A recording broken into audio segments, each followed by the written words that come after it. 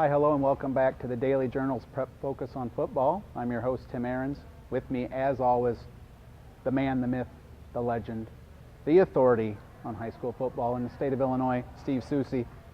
Souce, we're, 3 weeks now have been completed. We're on week 4. What's the biggest surprise so far in the area in football? I think there have been a lot of them, but I think the one that stands out to me is Mantino's jumped out to a 3-0 start. Well, and coincidentally, we are at Mantino in the weight room. We intended to be out on the football field, but Mother Nature said, you go inside. So, we've got a full slate of games, so we better get started on this. And let's start out with City Schools, Bradley Bourbonnais traveling to Harvey to play Thornton. The tough games keep coming for the Boilermakers. They picked up a big win last week in toppling Lincoln Way Central to go to 3-0. First time since 1992 the Boilermakers have gotten off to a 3-0 start. Looking to go to 4-0, but to do it, they're going to have to play a really tough and talented Thornton team at Thornton on a rare Friday night game up in Harvey. This is going to be a really good game, I think, but I'm going to go with the home team in this one. I'm going to take Thornton.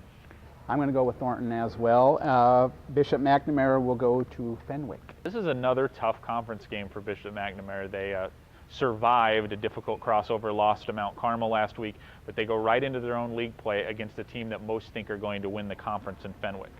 They're a very solid team. They've got a couple of really top-notch players. They have one player committed to Western Michigan already. I'm going to take Fenwick in this one. I'll go with Fenwick as well. Kankakee will go to Ridgewood. Yep, the Metro Suburban Conference is where Norridge Ridgewood is from. They are down a little bit this year. They're not doing so well. They're 0-3 out of the gate. Good opportunity for Kankakee to get back to the 500 mark, and I'm going to take the K's. I will also take the K's. We'll start now with the Sangamon Valley, and during the first show of this year, we had Brian Spooner on. He didn't say he was looking forward to this game, but I think he was kind of looking forward. Central at St. Joe Ogden. It's no secret that this is the de facto SVC championship game. Most of the teams in the league will concede that St. Joe Ogden and Central are the top 2 teams in the league this year.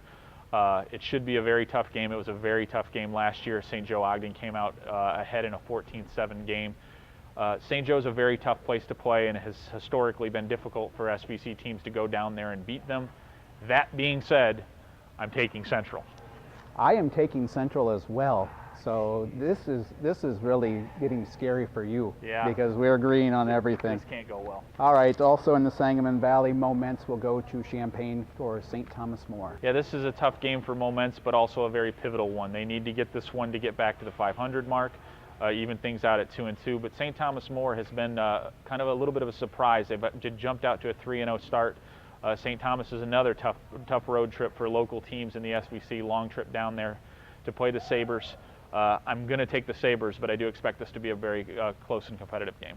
I will also take St. Thomas More. Sorry, I can't help it. I do my picks separately than when you do yours, and I don't look. Sure you do. Okay, well anyway, next will be Iroquois West at Leroy. Iroquois West and Leroy, the last non-conference game for the Raiders this year. Leroy is a tough team usually. They're not as good as they've been the past couple of seasons, but still the Panthers are probably going to be a difficult out for the Raiders, and I'm going to go with Leroy in this one. Leroy Jenkins?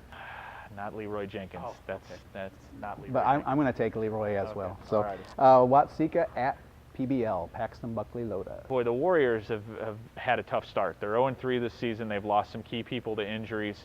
And Paxton's one of the more surprising teams in the state at this point at 3-0 out of the gate. And a lot of people thought that Paxton might be better this year.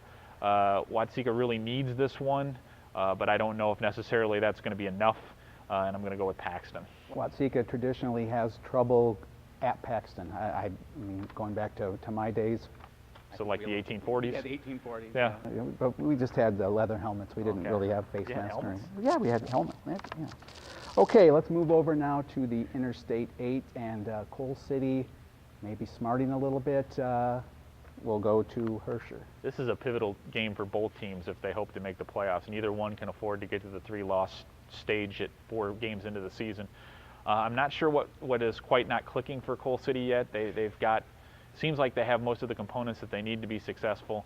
I'll see if they can get back on track this week against a Herscher team that's really been up and down and all over the place so far this year, and kind of got handled pretty easily by Piatone last week. So I'm going to take Coal City in this one, but honestly, in the I-8 this year, who knows what's going to happen. Yeah, it's always a toss-up, but I'll go with Coal City as well. Reed Custer at Lyle. Yeah, Reed Custer, nice win last week. They picked it up over Dwight, got themselves in a nice place where they have some good momentum going into this one.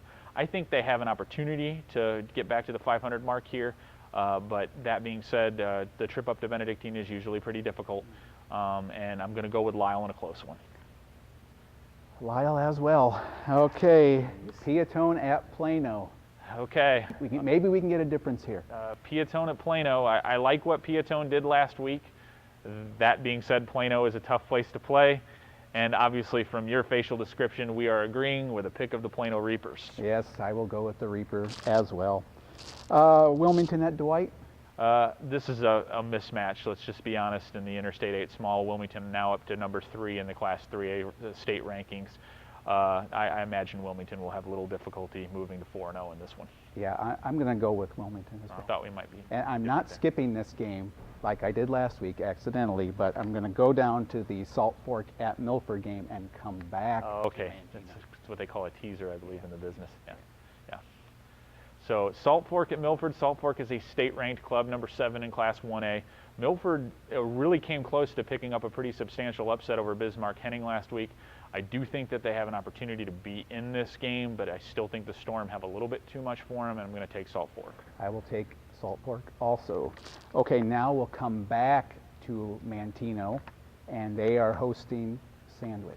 Yeah, this is another game in the I-8 that on paper looks very difficult to try to figure out. Sandwich comes in here with a 1-2 record. They've been competitive in all 3 of their games, including a narrow loss to Wilmington earlier in the season. They're a pretty solid football team. They run the ball very well. They're a contrast in styles to Manteno, who prefers to throw it. Once again, I think this is one of those games that could go absolutely either way. I'm going to take Sandwich in this one.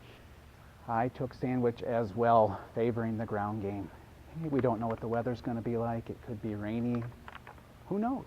Who knows? That's some analysis from you? It is analysis. Wow. I was expecting you to take out like a quarter or something and flip it in the air before we started. I don't have a quarter. It's the day before payday. Oh, okay. Understand. Okay. All right. Okay, and Manteno themed show here, so we're going to bring on Manteno's head football coach, R.J. Haynes. Now we're joined by Manteno head football coach R.J. Haynes. Well, Coach, kind of an exciting one last week, huh?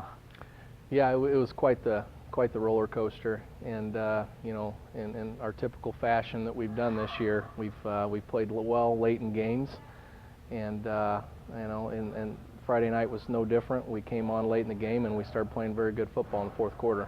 The 2-point conversion, always a difficult call in those types of situations. And that had another layer of intrigue upon it as well, didn't it? Yes, it did. You know, when we started that drive, and that fourth quarter drive, one of my assistant coaches had mentioned to me, "What are you going to do?" And I said, I'm going for 2. I'm going for 2. I told the coaches I'm going for 2. We get down there, we score. We run the extra point team out there, and they get about halfway out there, and I decide, you know what, we've got momentum right now. Our kids are jacked up. We're gonna go for 2. We let the extra point team line up. I call a timeout. The kick went through. It got blocked, but I got the timeout in time. I already had the play in my head. I'd had it for the last 5 minutes. It's a play we'd worked on all week to run in goal line situations. The kids knew it well. We'd worked on it that week, and we executed. This year, I mean, it looks like the I-8 Large is going to be as crazy as ever, and getting a win over a program like Coal City that's consistently strong is a big thing for you, isn't it? It was huge for our kids, and we knew going into that game, and we'd played, you know, we were 2-0, and you know, we'd played some pretty tight football games, and you know, going into that game, we knew we were going to have to play better and make more plays. It was huge for our kids. Our defense, our defense stepped up, you know, late in that game and really played well all game, but really in the fourth quarter gave us opportunities. What do you expect for the rest of the year? More chaos? I think so. It's like I said, it's going to be an emotional roller coaster, and you know, it's Interstate 8 football, and you can flip a coin on Friday night. It's going to be whoever you know, shows up. You know, I think a lot of it in our conference is matchups. You know, you're pitting you know, running teams against passing teams, defensive line against offensive line. A lot of it just comes down to matchups and who doesn't turn the ball over and makes plays. Well, it looks like you're on the right track right now. Hopefully you can keep it going, and best of luck the rest of the year. Okay, thanks, Coach Haynes. And now let's have the authority name the player of the week. This week I'm going to go with Piatone's Jake Rapson, 4 touchdowns and over 200 yards rushing in their big win over Herscher.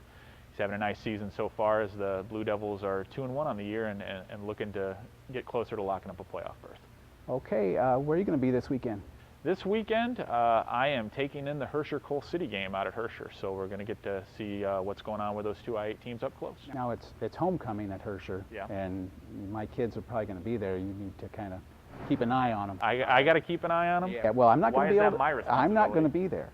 I'm not going to be there because I have to work, of course. You know, the boss makes me work. Yeah, so is me keeping an eye on them is going to change their behavior somehow? Well, maybe. Okay, all right. You never know. So, okay, that's going to wrap it up. Be sure to grab this week's edition of the Daily Journal, Prep Focus. We're going to have picks in there. We're going to have capsules, stats, of course. What else are we going to have in there? A little notebook action. A little notebook action. A little bit of information, you know, just in general. A little bit of information. We learned some information today with Coach Haynes that we're not going to share, but you Yep. know, but it was some information. It was information indeed. Okay, so I guess that's going to wrap it up. So until next week, we'll see you on the sidelines.